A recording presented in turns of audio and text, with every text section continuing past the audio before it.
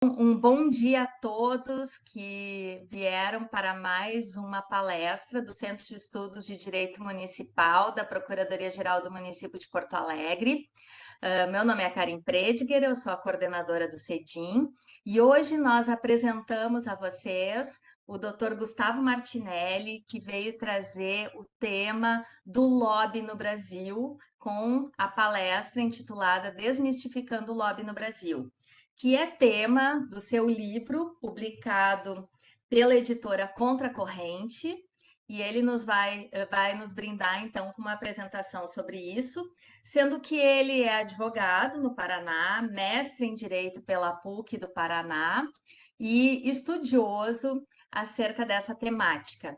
Então, quero dar meu bom dia ao Dr. Gustavo, fazer apenas um combinado com os participantes que escrevam seu nome completo no chat para os certificados que serão enviados em até 10 dias úteis, que encaminhem as suas dúvidas e perguntas que desejam fazer ao palestrante também pelo chat, e elas serão comentadas, então, com o nosso expositor ao final da apresentação. Ele já está com uma apresentação aqui no vídeo, para quem quiser acompanhar.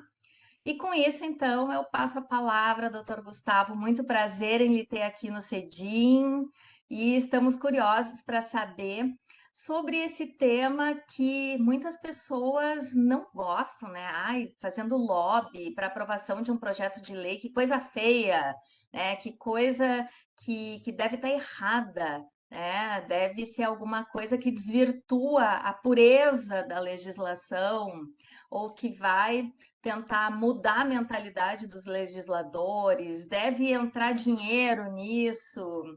O que temos acerca desse assunto, doutor Gustavo? Maravilha, muito obrigado, Karen. Então, começar agradecendo à Procuradoria-Geral do Município de Porto Alegre, especificamente a doutora Karen, que muito gentilmente me fez o convite meses atrás. Eu fiquei muito animado, porque de fato eu sou um apaixonado por este tema. Fui primeiramente introduzido ao tema em razão da minha pesquisa de mestrado. Essa pesquisa foi apresentada como dissertação, foi defendida, evoluiu para o meu livro e hoje eu gosto muito de falar e ela está sempre sendo atualizada, precisando de atualizações, porque é um tema muito novo. É um tema que ainda não teve o devido enfrentamento no Poder Legislativo brasileiro, a gente não tem um marco regulatório do lobby, falaremos um pouco disso adiante, mas isso impõe a nós, pesquisadores, uma tarefa de criar os conceitos mais básicos possíveis em torno deste tema, desde o conceito de lobby, lobista, o que é o objeto do lobby, qual é a atividade, até algo mais profundo de como se monta uma estratégia, como de fato se dão as relações dentro do contexto jurídico entre espaço público e espaço privado, e é sobre isso que nós vamos conversar hoje. Como combinado, a doutora Karen já colocou aqui que vocês podem fazer perguntas ao final, e eu quero que vocês se sintam muito livres para fazer as perguntas. Às vezes, né, a gente acha que é uma pergunta boba, uma pergunta muito introdutória, e fato é que, pela novidade do tema, não existem essas perguntas com essa natureza. Todas as perguntas são muito válidas e todas são muito pertinentes. Por favor, fiquem muito à vontade, vai ser muito mais gostoso se essa apresentação se tornar uma conversa. Então, nós vamos partir aqui para a nossa apresentação já, com dois objetivos principais que eu gostaria que vocês já tivessem à mente, porque a nossa apresentação vai se dividir em duas partes para tentar responder esses dois objetivos. Então, primeiramente, eu gostaria que vocês colocassem em contexto que o lobby ele é natural de todo o ambiente democrático. Onde há democracia, onde há voz do povo, há lobby. O lobby só não existe, só não se sustenta em contextos autoritários e ditatoriais. E por outro lado, o outro objetivo que eu gostaria de expor a vocês e que vocês saíssem daqui refletindo sobre, é que o lobby é neutro. O lobby é uma ferramenta, ele não é desprovido de valores positivos e não é também inculcado de valores negativos. Ele vai assumir essas posições a depender do critério valorativo de cada lobista, de cada tomador de decisão, de cada pesquisador da área, tá certo? Então, para começar, o primeiro objetivo é enfrentar essa ideia de que o lobby é natural de todo o contexto democrático. Eu trago aqui uma teorização sobre a inevitabilidade dos grupos de pressão. Então, a ideia de que a democracia poderia estar em risco em razão de interesses escusos, de interesses privados, ela não é nova. Na verdade, ela nasce já junto com a democracia constitucional dos Estados Unidos. Quando a gente pega um dos principais founding fathers, né, os pais fundadores da Constituição estadunidense, a gente vai ter James Madison, que é um dos federalistas, falando da ideia de facções políticas. Ele dedica o federalista número 13 a se debruçar sobre esse problema e como, eventualmente, nós poderíamos evitar os problemas decorrentes dessas facções políticas, desses grupos de pressão. Ele vai dizer que a causa dessas facções, a causa da divisão da democracia em pequenos grupos, é natural e decorre da liberdade política e da pluralidade de ideias. Quer dizer, a única forma de você afastar a causa dessas facções seria ou limitando a liberdade política, quer dizer, evitando que as pessoas se manifestem de alguma maneira, ou garantindo que elas pensem de forma absolutamente igual. E a conclusão dele é: qualquer uma desses remédios se torna um veneno, eles são mais preocupantes, eles são mais graves que a própria doença. É muito pior que um governo limite a liberdade política ou limite a liberdade de pensamento do que se permita que essas pessoas se manifestem de forma adequada e justa. Então, se a gente não consegue diminuir a causa ou evitar as causas das formações das facções políticas, o que James Madison vai dizer, isso lá em 1786, vamos delegar esses interesses a determinados representantes. Então, ao invés de centenas de milhares de pessoas falando, vamos escolher seus delegados, seus representantes, e essas pessoas vão integrar o poder legislativo. O poder legislativo, então, dessa forma, seria uma reunião, uma cacofonia de múltiplos interesses privados que, em conjunto, que por obediência à maioria, por subversão à maioria, né, acabaria chegando a um interesse comum. Então, a gente tem algo muito interessante aqui quando a gente pensa em teoria democrática, teoria constitucional. Nos Estados Unidos, a formação da vontade geral, ela não existe. Né? Então, a gente fala aqui no nosso contexto brasileiro, que a gente pega muito da Europa, especialmente do constitucionalismo francês, Revolução Francesa, a ideia de volonté générale, né? A representação do interesse público como a vontade geral. Nos Estados Unidos isso não vai acontecer. A interpretação que eles dão para o poder legislativo não é a vontade do povo, mas a reunião de vários interesses privados. E isso é fundamental para a gente começar a entender o lobby, por que o lobby surge, especialmente nos Estados Unidos. Esse contexto, essa teorização evolui já no século XX, com Robert Down, para mudar um pouco aquela ideia de facções políticas como algo inevitável, mas ruim. Robert Down vai pensar o oposto, ele vai pensar, olha, a pluralidade de ideias, ela não é apenas inevitável, ela é absolutamente positiva. Tão positiva que ela é um indicador de qualidade democrática. Então, Robert Down, com a ideia de poliarquia, vai dizer que a formação desse grupo de pressão, grupo de interesses, é desejável nesse sistema democrático, desde que acompanhada de duas qualidades laterais, acompanhada de competição política e de contestação política. Competição quer dizer alternância de poder, possibilidade de várias pessoas disputarem esse campo político e a possibilidade dos perdedores, né, colocamos assim entre aspas, aqueles que não conseguiram fazer valer a sua voz, poder a qualquer momento contestar essa realidade, disputar, voltar a qualquer momento a participar da política. Nessa teorização, os próprios grupos de pressão começam a participar da estrutura de freios e contrapesos, de checks and balances do sistema constitucional. Quer dizer, não apenas os poderes legislativo, judiciário e executivo integram essa formação de limitar o arbítrio estatal, também os grupos de pressão, também a sociedade civil, portanto, passaria a integrar esse sistema de defesa, que no final do dia é o sistema de defesa dos direitos fundamentais. É a possibilidade de evitar abusos do poder estatal. Isso decorre, claro, de uma compreensão de que a nossa sociedade é plural. A nossa sociedade, sobretudo a sociedade brasileira, é uma sociedade plural.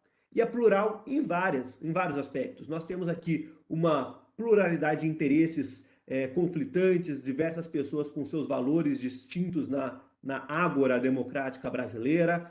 Ela é plural do ponto de vista político, do ponto de vista moral, e tudo isso, claro, num contexto de escassez de recursos. Esse pluralismo, em especial político, ele está muito próximo da ideia de escassez e da impossibilidade de todos terem tudo ao mesmo tempo. Quer dizer, há uma disputa considerando essa escassez de recursos.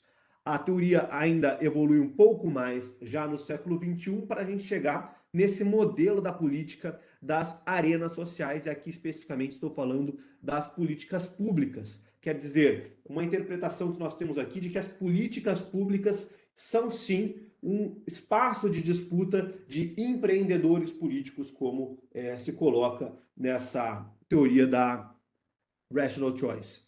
Então a gente teria aqui diversos atores divididos entre opinion makers, formadores de decisão, de opinião, e tomadores de decisão, desculpe, formadores de opinião e tomadores de decisão, opinion makers versus decision makers, e todos nós na sociedade civil estaríamos, portanto, nesta amálgama, nessa disputa pelas políticas públicas. Aqui eu trago uma obra de arte disponível no Museu do Inhotim, em Minas Gerais, muito interessante, que ilustra, na minha perspectiva, esse modelo das arenas sociais. Quer dizer, nesta obra, o que nós temos é um estádio olímpico com 1 milhão de assentos.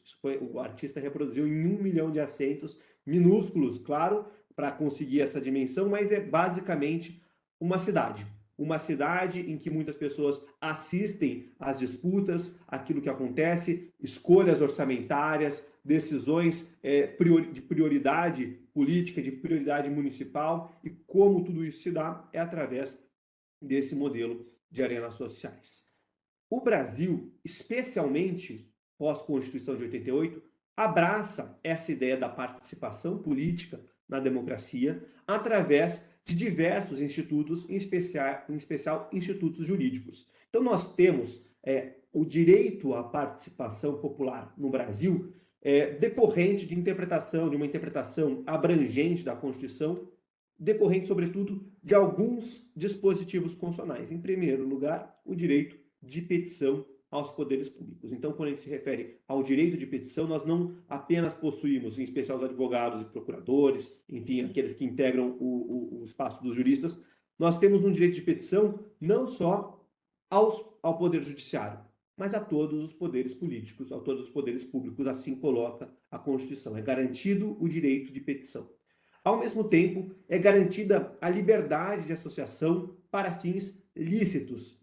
Então, pode a sociedade civil se organizar para defender determinados interesses positivos, como uma associação que defende a expansão cicloviária da cidade, ou que defende a abertura de escolas para pessoas PCDs, pessoas com necessidades especiais, enfim, portadores de deficiência, enfim, diversos interesses, muitos deles muito positivos e que se reúnem, se agremiam para essa defesa. Ao mesmo tempo, há o direito de acesso a essa informação pública, porque nós veremos que toda decisão, toda disputa é fundada em informações.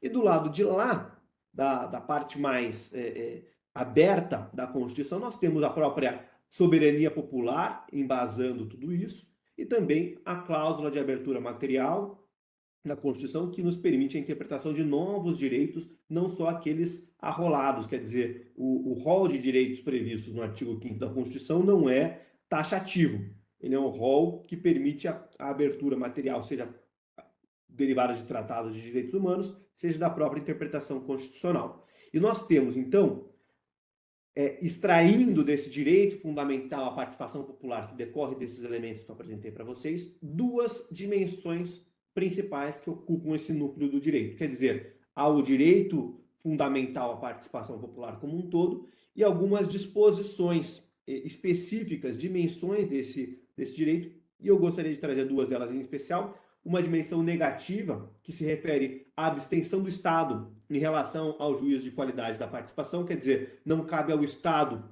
autorizar ou desautorizar determinados interesses. Claro, estamos falando de interesses lícitos aqui, estamos falando da liberdade de associação para fins lícitos, do contrário a um abuso da participação, do direito de participação popular aqui. Mas, dentro deste contexto da associação da agremiação para fins lícitos, não cabe ao Estado autorizar que determinados representantes falem numa audiência pública, falem numa comissão mista do Congresso Nacional e desautorizar outras.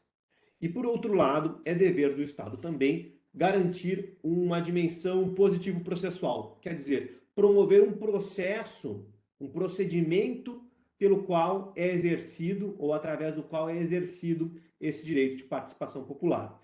Em especial, em relação a esse dever de positivar um procedimento, nós aqui estamos em flagrante carência no contexto brasileiro, porque não há propriamente uma regulação desse interesse, dessa defesa de interesses privados no caso do lobby. Mas nós temos sim alguns procedimentos, vários procedimentos que já nos garantem uma experiência do que seria esse direito fundamental à participação popular.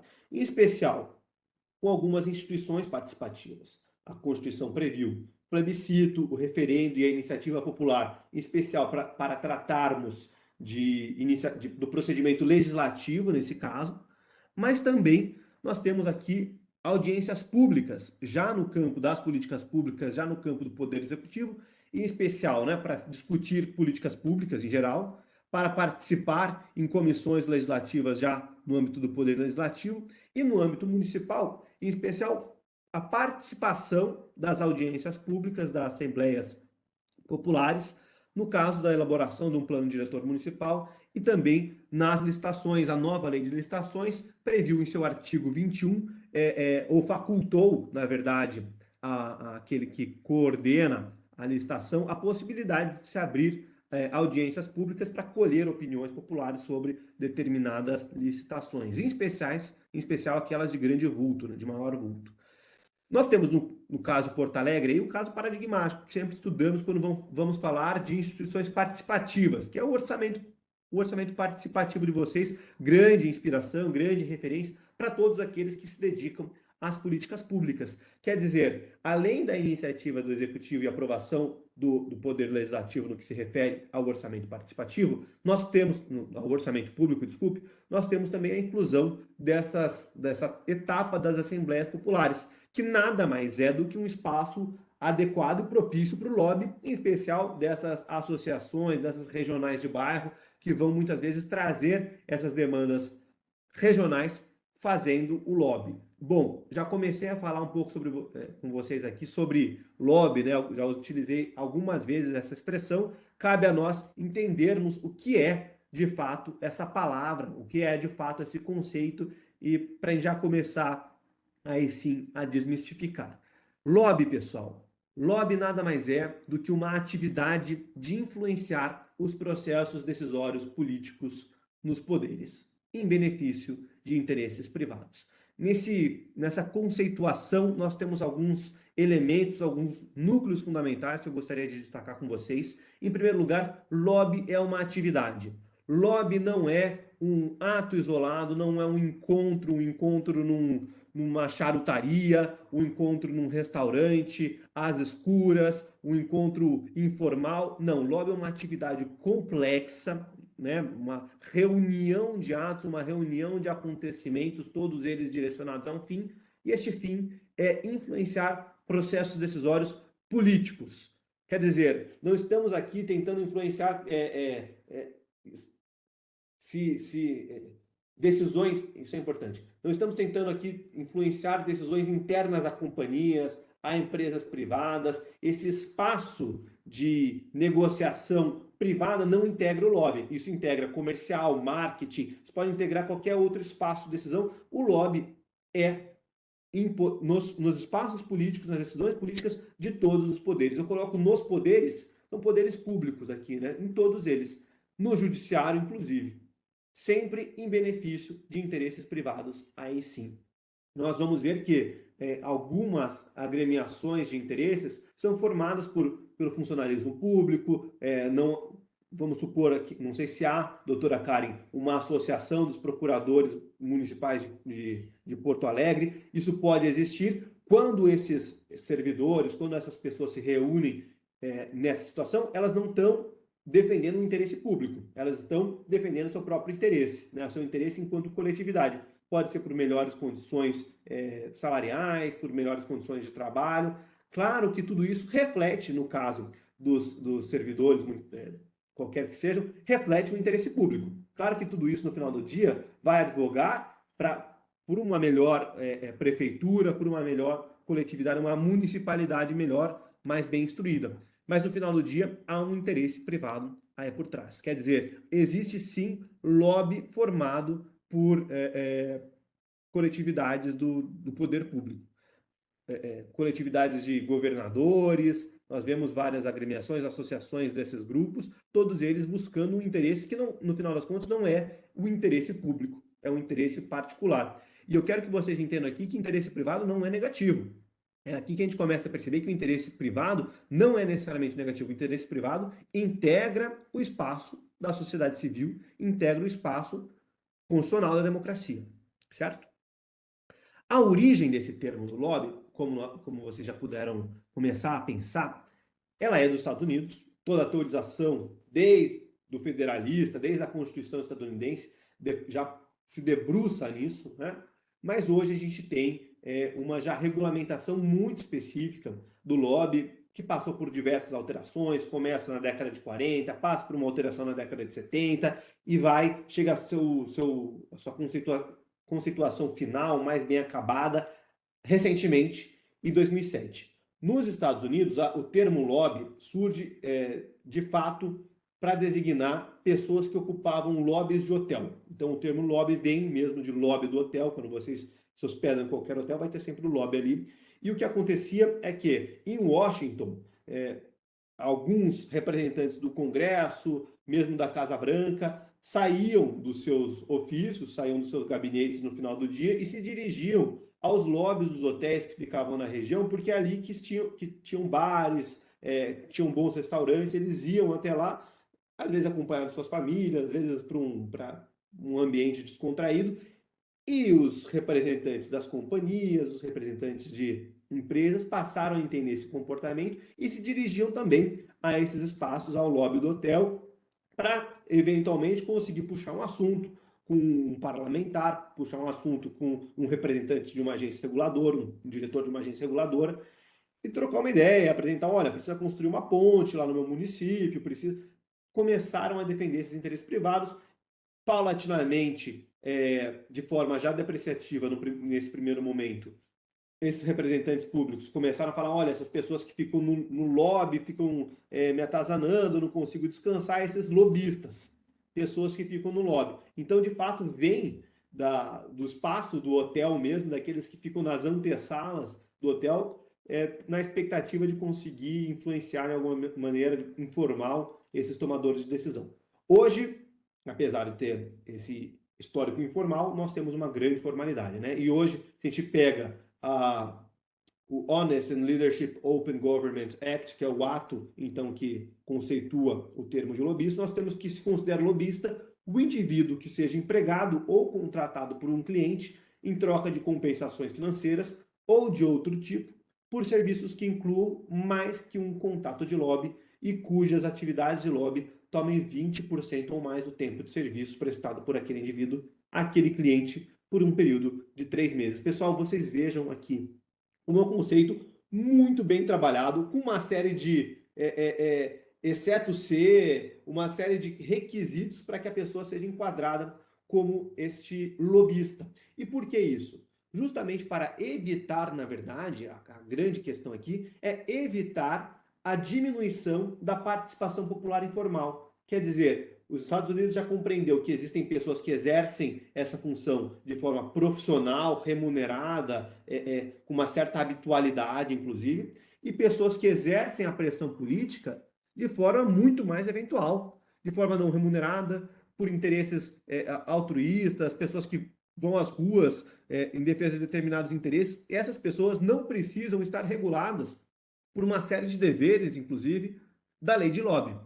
Então, ao contrário, se buscou estabelecer aqui uma delimitação, uma ideia muito fechada do lobista, porque nós vamos ver, a partir desse momento em que há o enquadramento do lobista, surge uma série de obrigações. E não seria constitucional exigir todas essas obrigações, como apresentação de relatórios financeiros, apresentação de relatório e estratégia de contato de lobby, com quantas vezes você se reuniu com determinado parlamentar, etc, etc, etc. Não seria razoável exigir isso de todos aqueles que eventualmente fazem uma determinada pressão ou se manifestam politicamente. Então, é aí que está a justificativa de por que tantos, exceto ser, tantas vírgulas nessa conceitualização da ideia de lobista.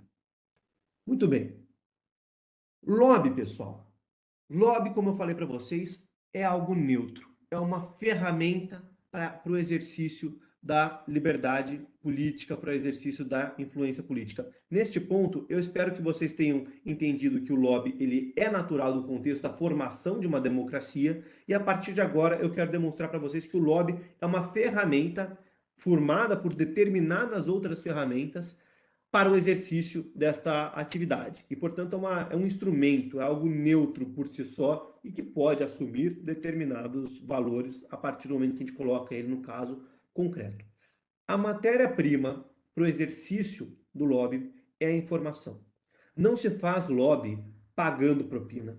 Não se faz lobby exercendo determinado patamar de influência. Se faz lobby com argumentos. Tudo aquilo que foge do argumento, tudo aquilo que foge da informação, da racionalidade, que pode sim justificar, pode servir de justificativo para um projeto de lei, para uma proposta legislativa, tudo aquilo que foge dessa argumentação, nós vamos ter um enquadramento criminal, muitas vezes, né? Então, compensações de qualquer natureza serão enquadradas como corrupção, um exercício indevido de determinada influência será considerado tráfico de influência, mas a racionalidade, que nada mais é do que o exercício do direito de petição, essa racionalidade é disso que se trata o lobby. Então, nós temos a matéria-prima do lobby como informação, e essa informação pode assumir diversos instrumentos. Nós podemos ter, então, já no começo, essa informação a título de white paper. E os white papers nós chamamos aqui aquelas informações supostamente científicas, ou com ar científico, com uma determinada metodologia científica, que elas são direcionadas ao público amplo e que vão servir, eventualmente, para embasar determinada política pública. Quero dizer, algo que está ainda em discussão e que permanece atual, a questão das escolas cívico-militares. Muito se discute se as escolas cívico-militares, no ambiente municipal, elevam as notas dos alunos, disciplinam melhor, ou se ao contrário elas limitam uma formação humanística do estudante. Existem aí diversos aspectos a serem estudados sobre as escolas cívico-militares e muitos artigos sobre isso, consequentemente. Muitas pessoas que têm determinados interesses e publicam determinados artigos, sejam baseados em determinada pedagogia ou outra, vão anunciar a sua opinião em position papers. Os position papers, por outro lado, já são manifestações direcionadas e diretas de determinados grupos. Então, se há uma associação dos professores em defesa de pedagogias mais humanistas, eles mesmos podem emitir notas de esclarecimento, emitir notas de repúdio, posicionamentos oficiais, e este posicionamento oficial vai, inclusive, guiar toda a estratégia de formação do lobby. Temos think tanks. Antes de continuar, preciso fazer um parênteses aqui. Temos muitas palavras em inglês, como vocês veem, né? Isso porque nós temos uma escassez de materiais científicos publicados em língua portuguesa e uma abundância, consequentemente, de materiais publicados em língua inglesa, justamente pela origem do lobby. Então, mesmo aqueles que estudam lobby na Europa, na América Latina, vão se referir a essas palavras, a esses estrangeirismos, como forma de você trazer toda uma conceituação teórica por detrás. Então, eu prefiro utilizar esses termos, que são os termos mais bem trabalhados, para que, caso vocês se interessem, caso vocês queiram pesquisar um pouco mais, tenham as palavras-chave. Então, ao invés de trazer aqui artigos científicos, eu prefiro colocar white papers, porque caso vocês queiram se aprofundar, É assim que vocês vão conseguir encontrar o melhor material, tá certo? Dando continuidade, nós temos os think tanks, os tanques de pensamento. Nós temos vários grupos, inclusive aqui no Brasil, que são supostos grupos de estudos que adotam determinada linha de pensamento teórico, econômico, político e que vão produzir muitos materiais direcionados à formação de determinadas lideranças. São vários aqui, eu não vou me arriscar a dizer nenhum, porque eles têm sempre aspectos políticos, não quero me enviesar aqui, tá certo? Junto com tudo isso, é possível formar alianças, coalizões intersetoriais. Então, muitas vezes, vamos supor que há na agenda, na pauta, uma defesa de determinados direitos reprodutivos e sexuais das mulheres, por exemplo. Há vários grupos possíveis a serem coalizados e reunidos para a defesa desse mesmo interesse. Eventuais grupos que antigamente eram opositores e que, em razão desta pauta específica, passam a se unir.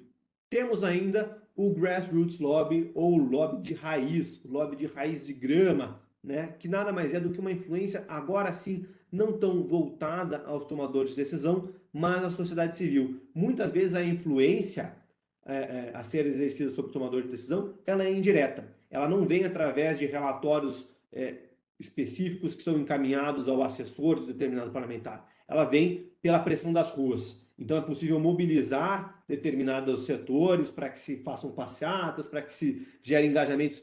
Hoje, através das redes sociais, essa estratégia de Grassroots Lobby acaba virando hashtags, né? Então nós temos hashtags que são mobilizadas, vozes digitais que são espraiadas nas sociedades, e assim a gente tem uma pressão indireta na sociedade.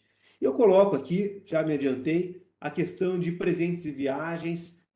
Claro que compensações financeiras, evidentemente, integram o conteúdo da corrupção, mas às vezes nós temos ainda uma certa dificuldade de distinguir aquilo que é um brinde e que provavelmente não vai gerar uma influência significativa no tomador de decisão, e aquilo que é de fato algo mais agressivo. Quer dizer, um convite para um congresso de determinado parlamentar, um congresso de fundos de investimento, um congresso de direito bancário. Será que a partir do momento em que determinado decisor público passa a frequentar esses espaços, passa a ouvir as mesmas ideias, será que ele não sai dali já enviesado? Bom, ele vai ter recebido passagens, vai ter recebido hospedagem, vai ter recebido determinados jantares. Será que isso é suficiente para mudar a forma como ele pensa? Vamos ter que refletir um pouco sobre isso, né? Nós já temos alguns indicativos a âmbito da Presidência da República de que tudo aquilo que supera R$ 100 já não pode ser aceito, tem que passar por um procedimento institucional de aceite, de direcionamento ao orçamento público, né? Não pode o próprio tomador de decisão aceitar aquilo como presente, mas falta ainda uma distinção um pouco melhor. Um calendário, aqueles calendáriozinhos de determinadas instituições bancárias, é suficiente para mudar o pensamento de um decisor? Certamente não. Então aquilo lá é um agrado ali que não vai ser aquilo que vai mudar a perspectiva de um tomador de decisão. O lobby vai assumir determinadas ferramentas e determinadas estratégias em cada um dos poderes, né, pessoal? No poder legislativo, o timing é tudo. Nós vamos ver depois uma curva ali que alguns pensadores desenvolvem, da curva da influência legislativa, mas aqui timing é tudo. É preciso, no momento de se montar essa estratégia de lobby, avaliar mérito de propostas, propostas congêneres, se é possível aproveitar alguma coisa, incluir algum novo item na proposta legislativa que já está em andamento, elaborar, e aqui os white papers vão assumir especialmente essa figura de análise de impacto legislativo, quer dizer, cabe aos lobistas de todas as espécies entregar relatórios de consequencialistas de determinada decisão, de determinada proposta, como que ela vai modificar a realidade das pessoas em seus municípios, nos seus estados, no âmbito federativo em geral.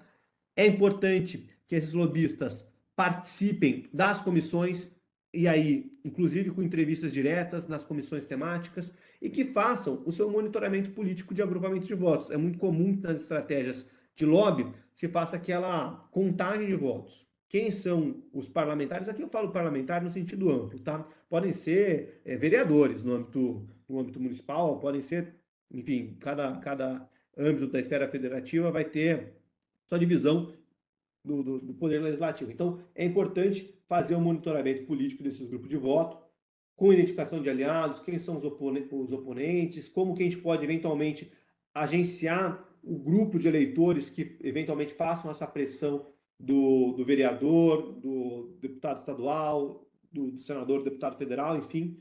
É importante que a gente tenha tudo isso em mãos. No Poder Executivo, em especial, nós temos uma preocupação muito maior com a formação de uma comunicação pública e construção de uma reputação, porque aqui a decisão ela não está dispersa numa coletividade, ela, via de regra, está concentrada em determinados tomadores.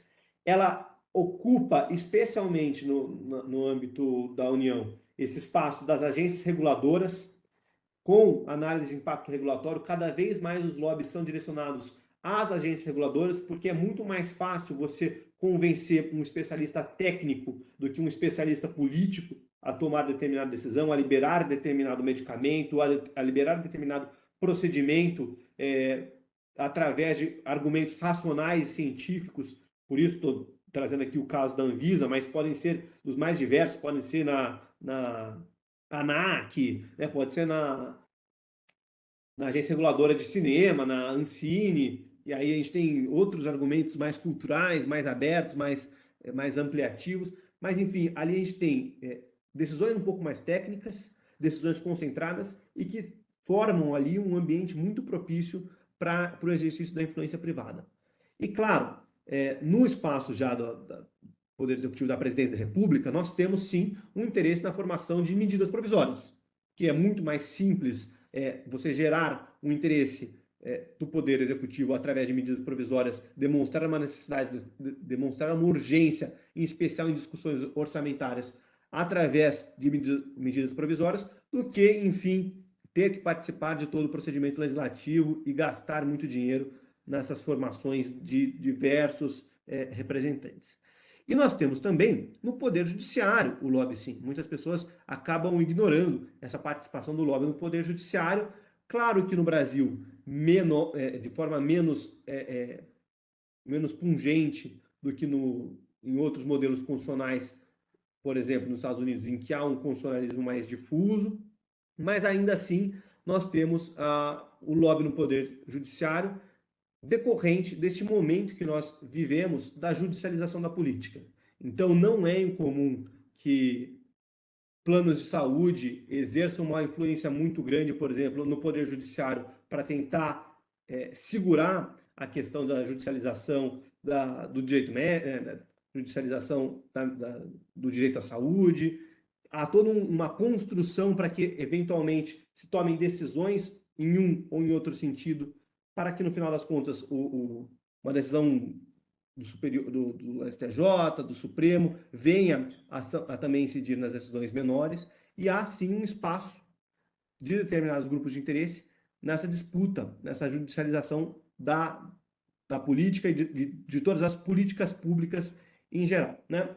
No nosso modelo constitucional, nós temos o problema dos legitimados ativos, que, em se tratando de arguições abstratas, do controle de constitucionalidade abstrato, apenas alguns grupos podem fazê-lo. Então, via de regra, isso é feito através dos partidos políticos, podem também os governadores, pode o Procurador-Geral da República, enfim, mas essa pressão vai ser exercida principalmente, então, sobre os partidos políticos, para que os partidos políticos movam as suas ações diretas de inconstitucionalidade, por omissão direta, de inconstitucionalidade, enfim, que movam essas ações de controle concentrado de constitucionalidade. Nos Estados Unidos, há também essa possibilidade através do patrocínio de causas. Então, como ali há o controle difuso de constitucionalidade e não o controle concentrado, como há também aqui no Brasil, o que se há é uma dificuldade muito grande em levar causas e recursos até a Suprema Corte. Primeiro, isso é muito caro. Segundo, a Suprema Corte estadunidense escolhe quais são os julgados paradigmáticos que serão apreciados. Para que isso aconteça, exige uma estratégia de comunicação e de lobby muito pungente. E eu vejo que cada vez mais aqui no Brasil isso passará a acontecer, sobretudo pela dificuldade que se há e que se coloca para que determinados recursos cheguem, né, os recursos extraordinários cheguem à apreciação da nossa Suprema Corte, do STF, e se apreciem determinadas decisões com cunho constitucional. Já há necessidade de se demonstrar a relevância social, e isso é feito também através de uma estratégia de comunicação.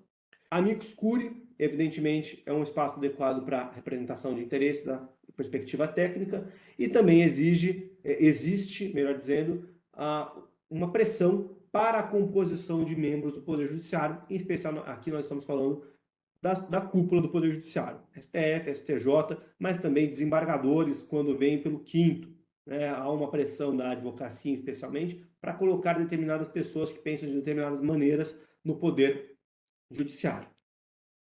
Quando nós vamos montar uma estratégia de lobby, é comum que se monte através de 10 passos. É assim que a literatura tem trabalhado uma estratégia completa de lobby, claro que de acordo com os espaços em que ela vai ser exercida. Em regra, o lobby acontece nos 3 poderes ao mesmo tempo, então não há assim, vou fazer lobby apenas no executivo, apenas no legislativo, é em todos, e através desses 10 passos. E aqui eu trago como exemplo políticas públicas anti-bullying. Eu sempre gosto de trazer questões que são mais neutras. Assim, acho que ninguém aqui vai se opor a uma política pública anti-bullying. Acho que ninguém é pró-bullying aqui entre nós, né? Mas fato é que, de novo, isso pode ser enviesado para qualquer critério, né?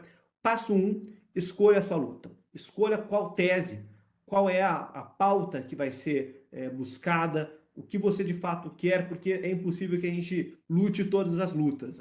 Ninguém tem essa força. Então, nesse caso, já escolhemos, já coloquei aqui de forma exemplificativa as políticas públicas anti-bullying. Então, nós queremos, eventualmente, passar uma nova política pública em âmbito municipal, para que as escolas municipais façam capacitações com seus professores, façam capacitações com os diretores, tomem cuidado, falem com os pais, falem com os alunos. Enfim, nós precisamos de orçamento para isso, nós precisamos que o poder público entenda a necessidade e a urgência dessas políticas públicas. Nós escolhemos isso para focar os nossos esforços. Vamos fazer muita pesquisa e análise da questão, vamos analisar o que já tem publicado, o que já tem como estabelecido como critérios científicos, vamos preparar as nossas teses para convencer.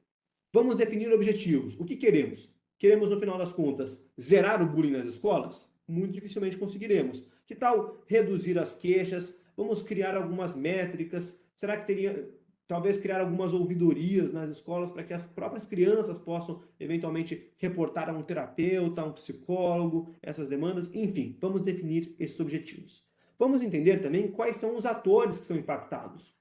Vamos verificar, existem associações de professores para isso? Existem alguns grupos de pesquisas em universidades locais que pesquisam essas questões? Como que essas pessoas, como esses grupos podem nos auxiliar nessa nossa estratégia de lobby? Claro que temos também que analisar riscos e oportunidades. Nem tudo é produtivo, nem tudo é benéfico. Muitas vezes, vamos supor que o município esteja passando por um momento de recessão orçamentária, de crise orçamentária, já estourou o orçamento público, não tem como fazer, talvez esse não seja o melhor momento. Vamos esperar a próxima lei orçamentária, vamos participar, aí sim, de forma de orçamento participativo com essas questões, talvez no ano que vem, para que a gente possa, aí sim, incluir a nossa questão. É importante identificar que tempo é tudo. Vamos fazer, entendendo que esse é o momento, entendendo que esse é o momento ideal, que é possível fazer, vamos seguir com a gestão das partes interessadas. Vamos chamar todos a comunicar, vamos chamar todos a falar, vamos ver se nós temos pontos de convergência, definir esses pontos de convergência, de consenso como pautas prioritárias, e aí sim, vamos começar também a engajar a sociedade civil. Vamos ali criar campanhas digitais, vamos criar campanhas presenciais, chamar os pais para tomar conhecimento, tomar preocupação dessa situação, e aos poucos a gente já vai fazendo um burburinho. Feito isso, aí sim, pessoal, é que nós vamos fazer o lobby direto. Aí sim é que algum representante dessa nossa estratégia vai começar a conversar com os vereadores, vai incluir, de repente, encontrar aquele vereador que realmente vai encampar essa pauta, talvez um vereador que tenha vindo da educação, temos vários representantes normalmente desta área. Vamos encontrar também assessores da Câmara Municipal, vamos encontrar assessores da Prefeitura que eventualmente possam nos dialogar com isso. Não precisamos gastar cartucho com o próprio prefeito. Podemos conversar com o secretário de Educação, os assessores do secretário de Educação, e aí sim a gente vai gerando esse lobby, gerando esse contato direto, e a partir daí a gente já começa a ver muito resultado. O resto, pessoal, é monitorar. Vamos monitorar, está andando, as pautas estão andando, conseguimos marcar uma audiência pública, conseguimos chamar as diretoras das escolas municipais para falar sobre isso. Maravilha, se conseguimos, avançamos, vamos repetir a partir de agora todos os passos do 2 ao 9 para verificar se temos um andamento adequado. Então, esses 10 passos, eles são resumidos e eles são o que a literatura traz assim de passo inicial de como você montar essa estratégia. Vocês vejam aqui que não tem compra de votos, doação para a campanha de determinado político, não tem aqui compra de jantar, não tem nada disso. É informação, é gestão, é estratégia de comunicação. É disso que se trata. Não tem nada aqui que vocês possam pensar que seja enquadrado com algum dos tipos penais que envolvem a relação público-privado. Tudo aquilo que foge disso é criminalizado e eu entendo que há essa necessidade de criminalização.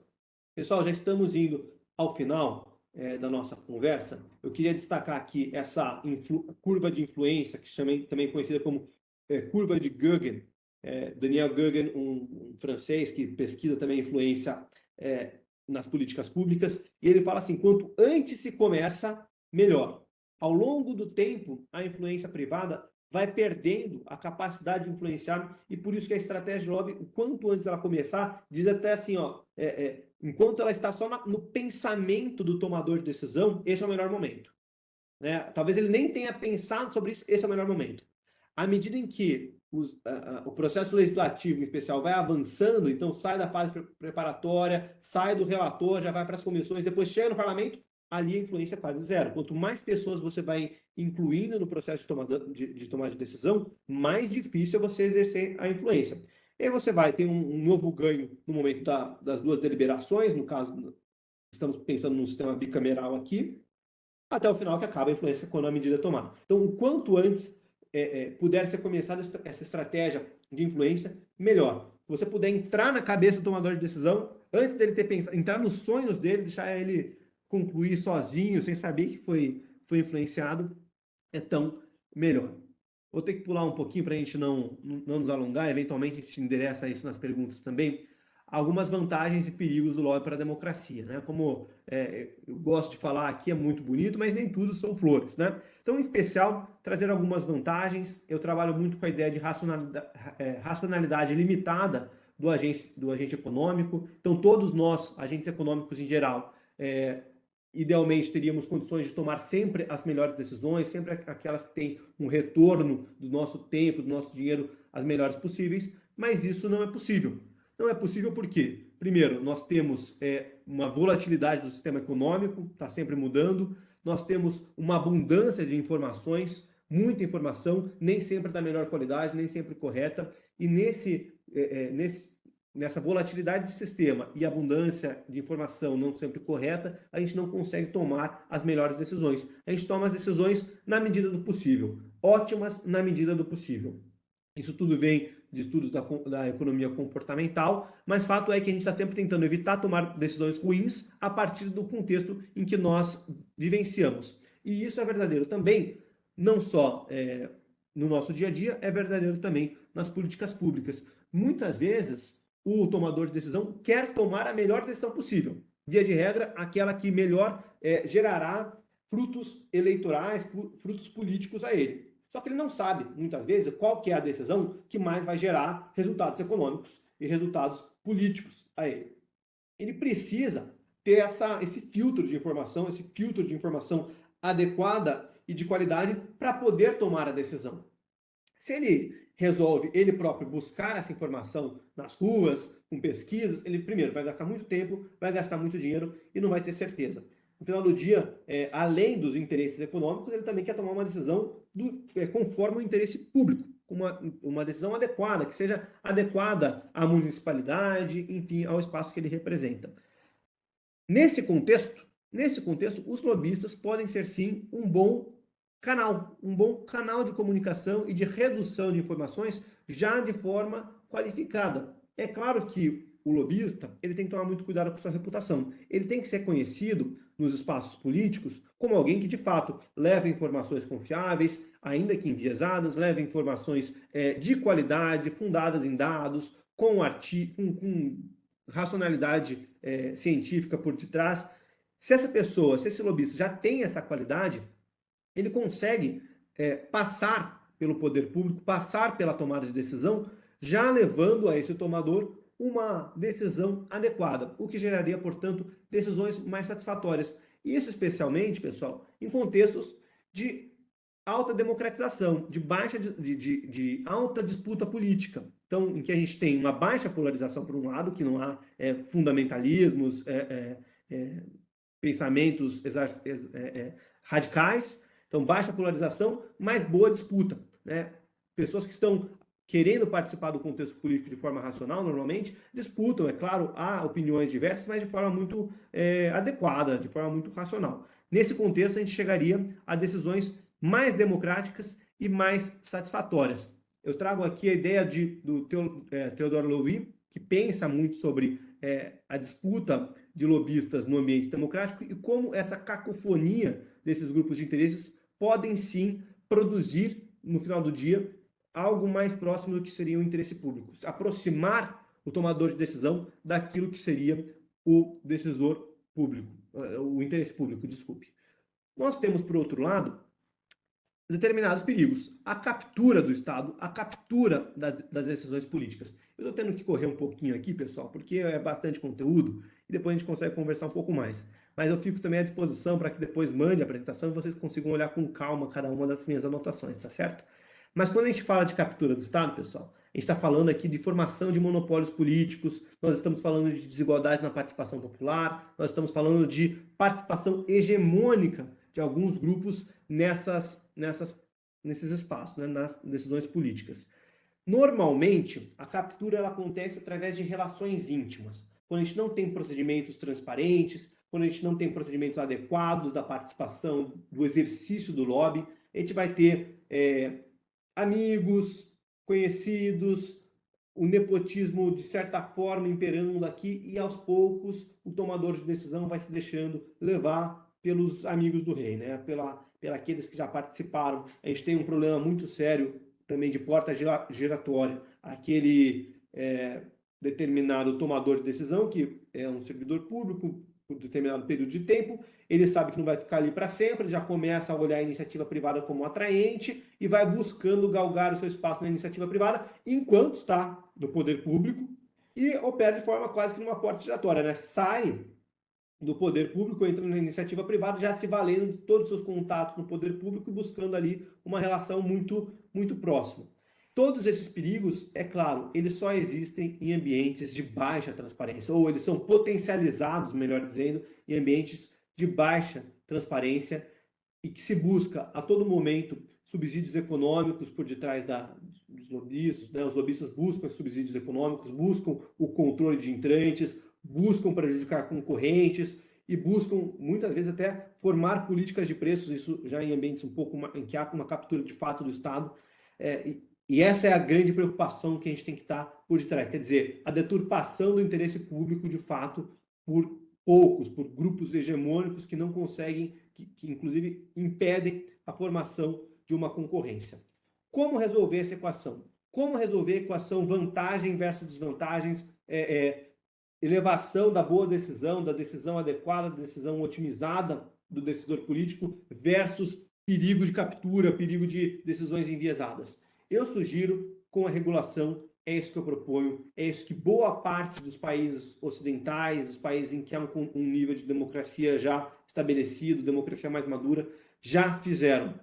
O Brasil, por outro lado, não fez. Eu defendo uma regulamentação, no meu livro vocês vão ter acesso, inclusive, a dispositivos e como eu enfrento cada uma das propostas legislativas que já existem no Poder Legislativo brasileiro, mas eu defendo algumas boas práticas. Primeiro, que seja uma lei una, uma lei nacional que valha para todas as esferas da federação e que valha para os três poderes.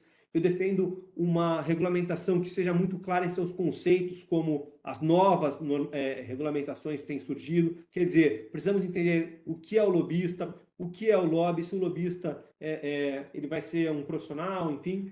Defendo justamente um enquadramento limitado desse lobista, para que a gente não acabe ou limite o direito à participação política como direito fundamental. O lobista deve ser alguém que faça esse trabalho com habitualidade, não necessariamente em razão da remuneração, porque não necessariamente ele precisa ser remunerado. A gente tem que tomar cuidado com grupos muito poderosos do ponto de vista econômico, que às vezes podem querer não declarar valores, podem querer não pagar, e aí a gente tem esse problema de caixa 2. Então, eu acho que não tem que ser em razão da remuneração, mas em razão da sua habitualidade, com que frequência que ele frequenta, com que frequência que ele participa dessas políticas, que ele desenvolve, se ele já é um rosto conhecido, por assim dizer.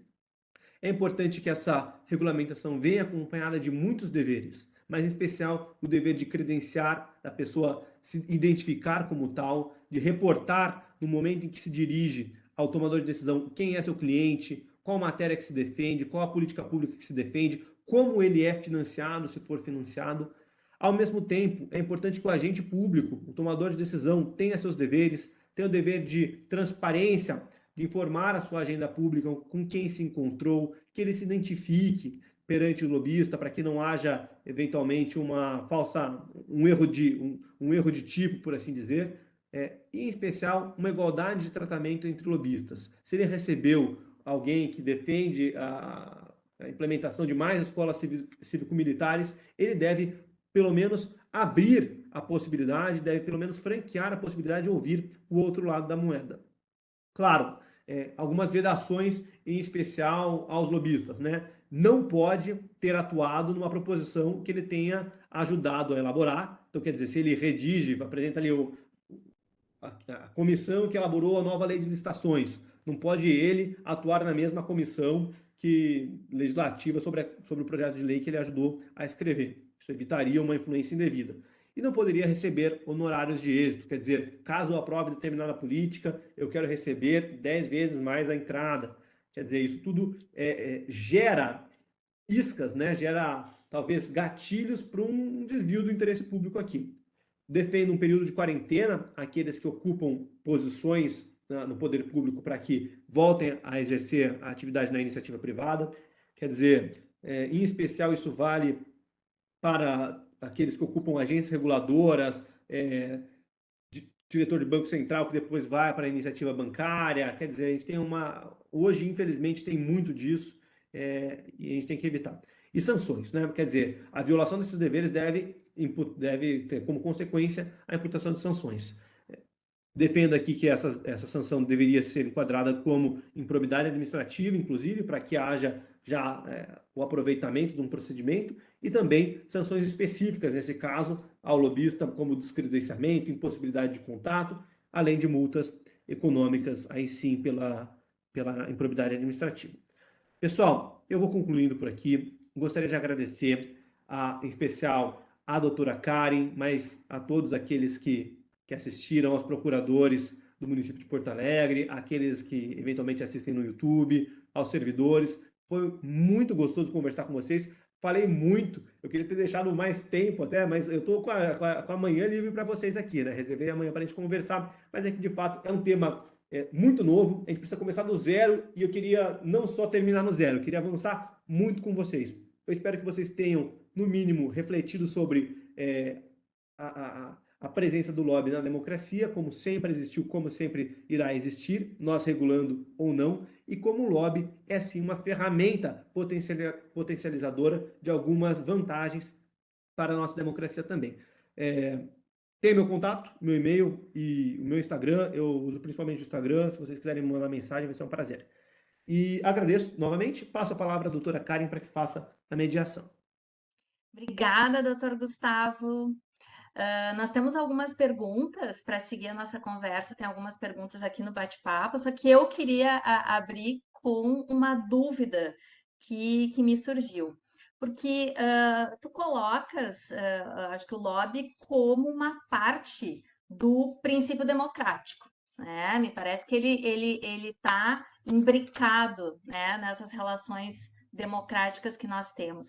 Mas me preocupa uma questão: como assegurar que grupos excluídos economicamente possam ter lobistas trabalhando a seu favor? Excelente pergunta. Essa é uma pergunta, a pergunta de US$ 1 milhão, né? Porque, assim, em todos os ambientes, mesmo aqueles que há regulamentação, o caso dos Estados Unidos, que é sobretudo avançado nisso, há um desequilíbrio na balança. Então, há aqueles que têm muito capital e que podem desenvolver uma estratégia de comunicação nas mídias tradicionais, inclusive para potencializar a sua influência, e há aqueles que não têm os mesmos recursos e que, portanto, teriam um desequilíbrio na balança. Eu acredito que a forma mais adequada de resolver isso é através da transparência. Quer dizer, um jornalismo investigativo que tem acesso a todas essas informações vai saber dizer, olha, determinado grupo, e isso acontece nos Estados Unidos com muito êxito, na verdade, na hora de controlar as influências. Determinado grupo colocou R$ 1 milhão na campanha de lobby. Outro grupo, determinados grupos, quando somados, não conseguiram atingir R$ 10 mil, ou não tem dinheiro. Quando você coloca isso às claras, quando você coloca a lupa nessa questão, e tudo isso hoje é muito fácil, você entra no site do Congresso americano, você tem acesso a esses dados, você gera uma pressão popular. Quer dizer, é muito ruim, pega muito mal para o tomador de decisão seguir, eventualmente, determinado caminho, considerando que aquele caminho foi um caminho que colocou rios de dinheiro na campanha. A gente está falando de valores muito maiores, tá? A gente está falando de um mercado bilionário nos Estados Unidos. São cerca de US$ 3 bilhões que são colocados em campanhas de financiamento de lobby todos os anos. Isso de forma ou que sai na transparência, né? Então, que a gente tem acesso. A gente tem um desequilíbrio, a gente tem uma preocupação, e eu acredito que a transparência, aliado a essa regulamentação e o dever do tomador de decisão de ouvir o outro lado, é aquilo que a gente consegue fazer diminuir, né? Porque o fato é que hoje nós temos uma hegemonia de determinados grupos, a gente já tem o desequilíbrio e a gente não tem minimamente uma ferramenta para mitigar esses efeitos deletérios. Hoje a gente tem o pior dos cenários. A gente tem tudo isso, a gente tem o desequilíbrio e a gente não tem a transparência, a gente não tem o dever de ouvir o outro lado, a gente não tem nada disso. Não tem como, assim, não tem uma bala de prata, tá? Não tem uma solução miraculosa, não tem milagre. Infelizmente, a gente tem que entender que isso é difícil, faz parte do contexto democrático e talvez o único remédio ao lobby seja a ditadura. Se você quer acabar com o lobby, então você evita que as pessoas se comuniquem com os representantes políticos. Doutor Gustavo, e aqui uma pergunta que eu vou encaminhar, que é da Sandra Denardim, que é jornalista da nossa assessoria de comunicação.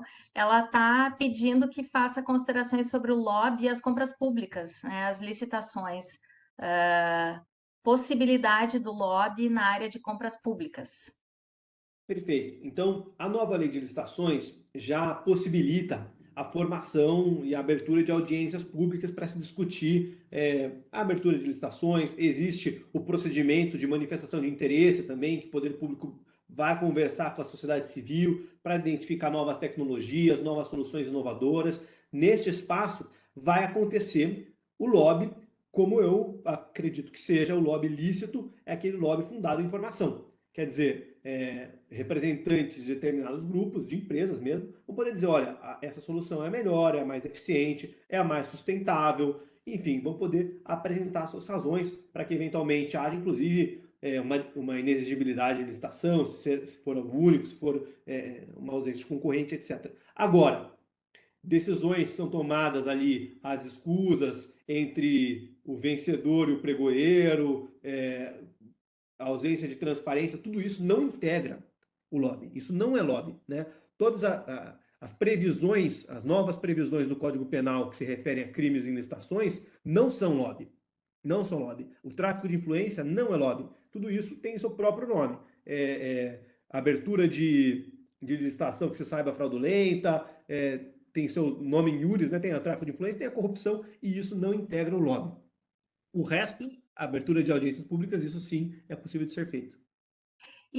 Doutor Gustavo, aqui para nossa audiência, para a gente elucidar algumas coisas. Muita gente vê no noticiário, enfim, aquilo que corre também a boca pequena, que nós temos, principalmente no legislativo, aquelas bancadas. A gente tem a bancada da bala, a gente tem a bancada mais ligada a servidores públicos, a gente tem aqueles que se elegeram com muito apoio de caminhoneiros ou com apoio do agronegócio. A gente tem aquelas frentes parlamentares em defesa de XYZ.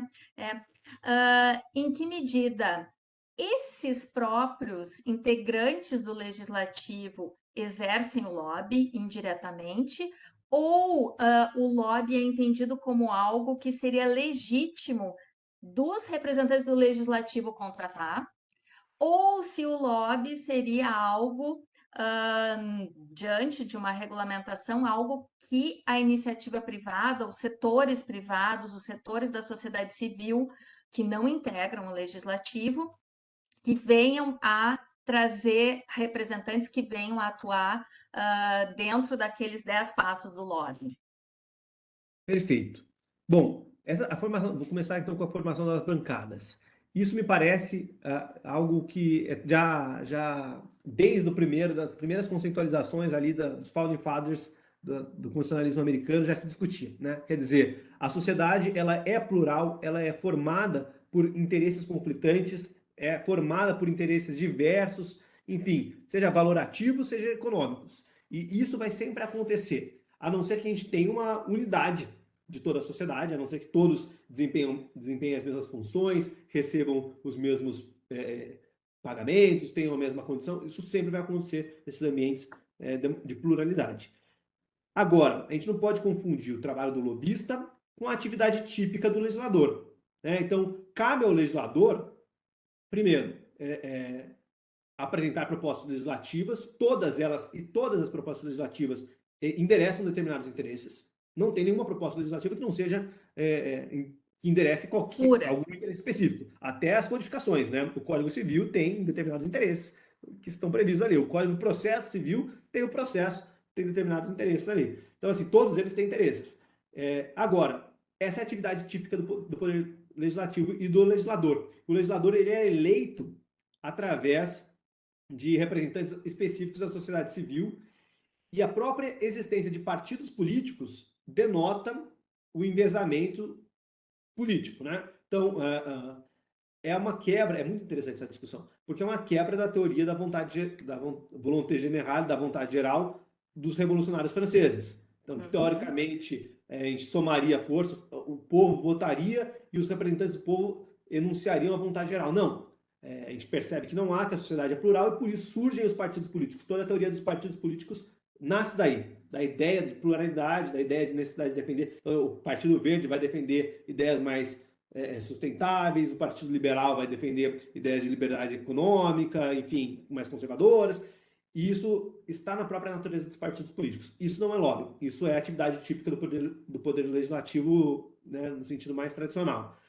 Sobre a contratação de bancadas, né, de lobistas.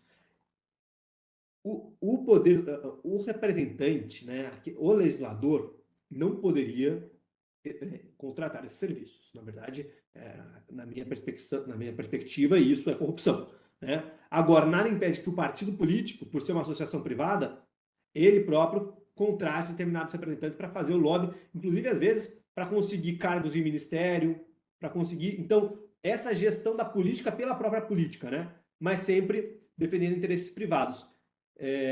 Isso é lobby. Isso acontece, e a não ser que a gente tenha transparência para evitar de forma mais agressiva, como nós já temos, não conseguimos modificar. Associações privadas, de novo. Partidos políticos são associações privadas, associações religiosas, né, são sui generis, mas integram o direito privado. Associações de servidores públicos, todos eles podem fazer lobby. E farão lobby defendendo seus próprios interesses. Faz parte do jogo democrático. Certo. Aqui eu vou encaminhar uma pergunta da Milene Martins, que é nossa residente, agradecendo a sua aula. Ela quer perguntar se o senhor tem conhecimento, até mesmo em Porto Alegre, ela deu exemplo, mas o senhor é do Paraná, já houve casos transparentes de decisões políticas que tenham sido influenciadas por lobby, que tenham implicado de fato benefícios claros à sociedade? E daí ela complementa, e além disso, nos Estados Unidos, onde a atividade lobista já é regulamentada, como se verifica a transparência dessa prática para que a população fique ciente da utilização da ferramenta? Para fazer o contraponto, eu acho, dessa questão da transparência. No Brasil tem, a gente conhece casos, e nos Estados Unidos, como é que se sabe dos casos? Perfeito. Então, hoje no Brasil, considerando que nós não temos essa regulamentação, nós ficamos muito à mercê de jornalistas. Então, na época da pandemia, saíram muitas notícias, inclusive foi a época que eu estava escrevendo a minha dissertação, eu encontrava ali o lobby da morte cruza a Praça dos Três Poderes, que eram representantes de determinados setores econômicos que queriam a reabertura total de todos da economia, custe que custar, e a gente tinha, então, o accountability, né, o controle social do lobby através das matérias jornalísticas e da pressão do jornalismo investigativo. A gente ficava nas mãos da imprensa, que cumpre um papel excelente, na verdade, que cumpre um papel muito importante. Mas aí no caso do Rio Grande do Sul, de Porto Alegre, eu não vou saber responder de forma mais detalhada, mas aqui em Curitiba nós tivemos sim algumas boas respostas, em especial nesse nível municipal. Nós temos aqui com muito sucesso grupos, associações de ciclistas, que conseguiram encampar um novo plano cicloviário no plano diretor da Prefeitura de Curitiba. Foi feito em 2020, foi feita uma grande mobilização, o pessoal... Eu também integro esse grupo de ciclistas, ando de bicicleta já faz 9 anos, não tenho carro e tal, e eu fiquei muito feliz e muito contente de ver essa mobilização. Então, eu falo até de uma experiência pessoal, de ver essa mobilização e como ela acontece e como de fato houve uma expansão muito grande de ciclovias a partir da implementação desse plano cicloviário municipal. Então, eu considero isso uma grande vitória da sociedade civil. Isso foi feito através de pressão a determinados vereadores, na época tinham representantes desses grupos, mas também esse grassroots lobby, né, quer dizer, essa manifestação, passeatas, bicicletadas, uma grande mobilização na cidade que conseguiu encampar de fato essa mudança da política pública. Sobre os Estados Unidos, né? Sobre transparência nos Estados Unidos, e isso acontece também em vários países. Para mim, um caso muito bonito que a gente tem que se inspirar é o caso chileno. O Chile já regulamentou o lobby em 2017 e nós temos também ali portais de transparência do próprio governo. Então, o próprio governo, como a gente tem aqui, e é muito fácil para nós, né? Nós já estamos habituados, desde 2011, com a Lei de Acesso à Informação, a trabalhar com portais de transparência. Mas com visualização de dados, a gente consegue filtrar e saber quem são os lobistas. Hoje você entra no opensecrets.org do governo americano e a gente tem ali quem são os lobistas, quanto cada um deles gastou, quanto cada um deles recebeu, que interesses eles representam. No caso chileno, eu acho até melhor, inclusive, porque tem um número de encontros na agenda pública, que eles cruzam a informação das agendas com o que o lobista fala com o que o tomador de decisão fala, né? E aí a gente tem, determinado deputado se encontrou 30 vezes no intervalo de 2 meses com o representante X e 2 vezes com o outro representante. Daí você consegue ver, de fato, o desequilíbrio da balança. Todos os brindes ali têm que ser relatados. Então, se determinado deputado recebeu um livro, uma coletânea de artigos de determinado grupo da Confederação da Indústria, ele tem que declarar que recebeu, para a gente saber se recebeu um jantar, se foi convidado para um congresso, um show de um determinado artista da cidade, ele foi de graça. Tudo isso é reportado. O caso chileno, na minha perspectiva, é até melhor e mais bonito do Incrível, que o americano. bem bacana mesmo, bem interessante, não fazia ideia. Bom, vou passar aqui, tem mais 2 perguntas dos residentes, eu já vou fechando as inscrições aqui, e depois o outro residente, Lorenzo, também tem uma pergunta. Eu acho que a gente pode juntar as 2 perguntas aqui, uma da Sabrina, né, que eu acho que o senhor até já contemplou, que pergunta se o lobby pode ser considerado uma ferramenta do processo legislativo. Foi uma pergunta feita mais cedo, né? E outra, já que o senhor disse que ainda não temos a regulamentação, qual é o status atual dessa regulamentação? Se há estudos, se há projetos concretos, onde estamos na regulamentação do lobby no Brasil? Tá, então, Sabrina, obrigado pela pergunta. Só para reforçar, em todos os poderes há lobby, né? Em especial no poder legislativo. Acho que assim a teorização do lobby nasce especificamente no caso do poder legislativo, que é onde você vai ter de fato esses representantes da sociedade. E isso é feito ao longo de todo o processo. Então, de novo, desde o momento em que a proposta está na cabeça do legislador, do relator da proposta, até o momento de elaboração desse relatório, comissões temáticas, especialmente nas comissões temáticas, inclusive é muito comum que ali sejam convidados especialistas técnicos e do tópico específico que é discutido para falar. Isso são cientistas, são professores da área, mas também são operadores do setor específico, e ali sim vai ter um contato de lobby muito importante. E indo para outra pergunta, sobre a regulamentação do lobby.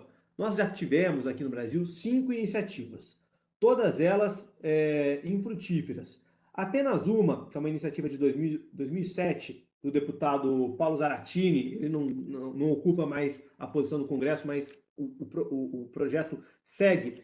E todas elas, na verdade, não endereçaram essa teorização um pouco mais moderna do lobby, né? Então, vocês vejam que a última atualização da regulamentação do lobby nos Estados Unidos foi de 2007, mesma época em que a nossa, talvez a mais proveitosa regulamentação, tentativa de regulamentação surge aqui. E ela já vem com olhos da década de 90, da década de 80, então a gente já surge desatualizado, né? Eu espero que através das novas pesquisas, do que tem sido dito, nós tenhamos atualizações. No ano passado, no finalzinho do ano passado, já tinha até fechado a redação do meu livro, nós tivemos algumas modificações nesse projeto de lei. O que eu me refiro ao projeto de lei é o número 1202, de 2007, e que colocou alguns quesitos, em especial processo digital, né, que a gente não tinha de forma tão específica lá em 2007, e que agora é colocado, que eu vejo com muito bons olhos. Transparência por transparência não significa nada. Tem que ser transparência com acessibilidade, com possibilidade de leitura de máquinas dos dados, de agremiação de reunião desses dados, visualização, porque um problema muito grande que se sentiu nos Estados Unidos ao longo de todos os anos era que se exigia muitas informações. Os lobistas entregavam essas muitas informações num amontoado de papel infinito. E aí, quem que vai ler? Ele vai depender de jornalistas absolutamente dedicados à causa? Não, o que acontecia é que as informações estavam lá e elas eram inúteis. Era tanta informação que você não conseguia ler. Esse problema da racionalidade limitada, de novo. Hoje a gente tem muitas ferramentas para facilitar esse trabalho. E isso tem sido feito. E aí, toda a parte do processo eletrônico, processo digital que foi implementado na nova norma, elevou ela para vários níveis. Então, hoje nós temos essa proposta. Ela está no Senado para apreciação. Uma proposta desde 2007, anda a passos muito lentos, mas caso ela seja implementada, ela já seria positiva num determinado sentido. E a gente tem que ir atualizando, melhorando com o passar do tempo. Lorenzo, pode fazer a tua pergunta, por favor? Opa, consegue me ouvir bem? Consigo, sim. A minha pergunta, primeiramente, obrigado pela aula, professor.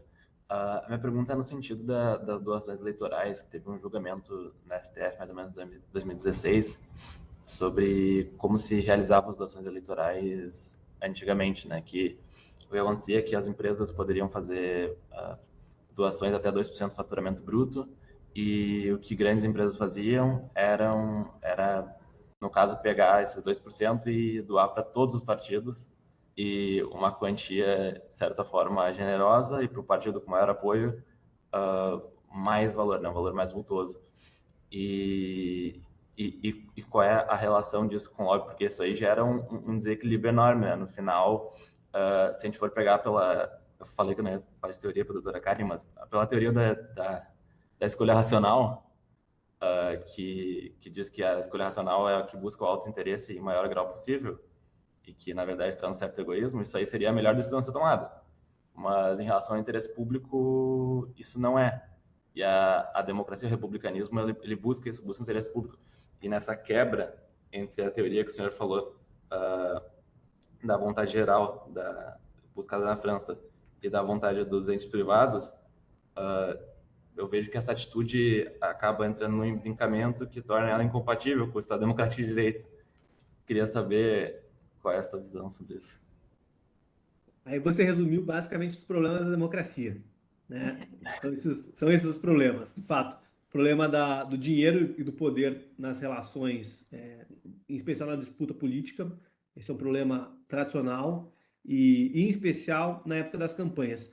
O que eu faço quando eu estudo lobby é não enfrentar esse tema, porque já tem muita literatura sobre isso, a gente já tem hoje muitos estudos que falam do impacto das doações de campanha, e eu entendo que o dinheiro e o poder na política continuam depois das eleições. Então, quando a gente fala de lobby, a gente fala sim de dinheiro e de poder depois das eleições, quando as decisões já foram tomadas, quando as decisões de escolha do representante já foi tomada, quando já se assumiu o cargo, quando você já sabe quem são os agentes. É ali que começa o jogo de fato.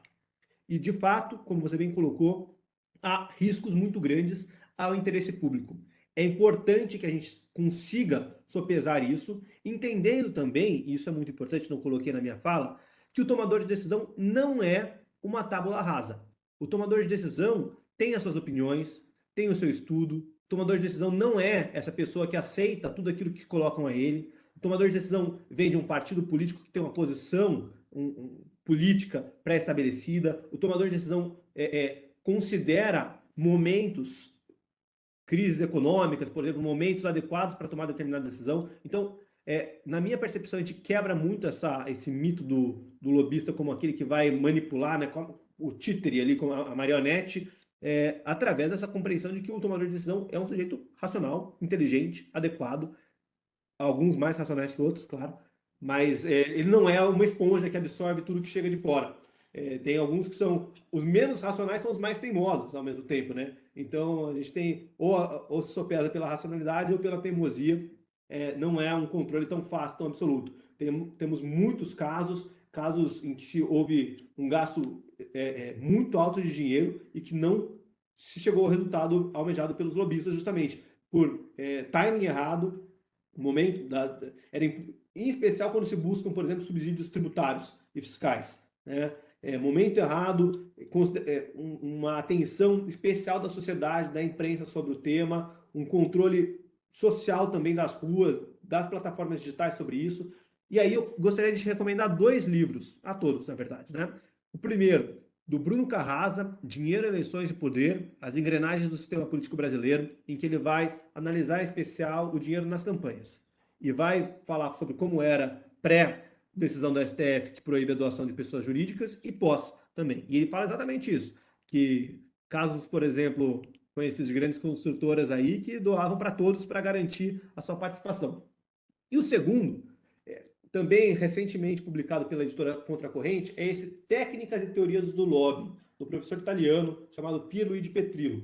Ele é professor da Universidade Sapienza de Roma, foi quem fez o meu prefácio, e ele investiga muitos casos concretos da Europa em que houve, na verdade, grandes prejuízos, né? Houve um caso, por exemplo, entre Ferrero, que é a fabricante da Nutella, e uma outra fabricante de chocolate agora, a Kinder, né? Das duas maiores... Não, desculpa, acho que a Kinder é da Ferrero também. Fabricantes de chocolate. Uma delas começou a fazer um burburinho dizendo que o óleo de palma que é utilizado na Nutella seria cancerígeno e começou a gerar uma influência, uma pressão nos tomadores de decisão da Itália para que se proibisse a comercialização, simplesmente algo muito agressivo, né? Vamos proibir a Nutella, que é o representante da Imagina Itália. como será a vida sem Nutella. Então, dizendo que o óleo de palma, que era extraído para a produção da Nutella, seria cancerígeno, etc. E houve uma pressão muito grande agora. Eu não me lembro qual que era a outra empresa. Infelizmente, depois eventualmente eu passo para cá e ela te reporta. E daí houve essa grande falha, né? Se gastou muito dinheiro, foi uma estratégia de comunicação terrível, assim, que não resultou em nada. Porque fato é que não existia nenhuma evidência científica, existia, na verdade, uma fake news aí por trás. Então é isso. No final das contas, o tomador de decisão não é uma esponja. E é graças a isso que a gente tem uma blindagem, né? O republicanismo é isso, como você bem colocou. Os representantes, eles também eles buscam o interesse público, mediados, claro, por seus interesses privados, mas eles têm que almejar isso, né? E cabe às instituições de controle também garantir que se busque isso.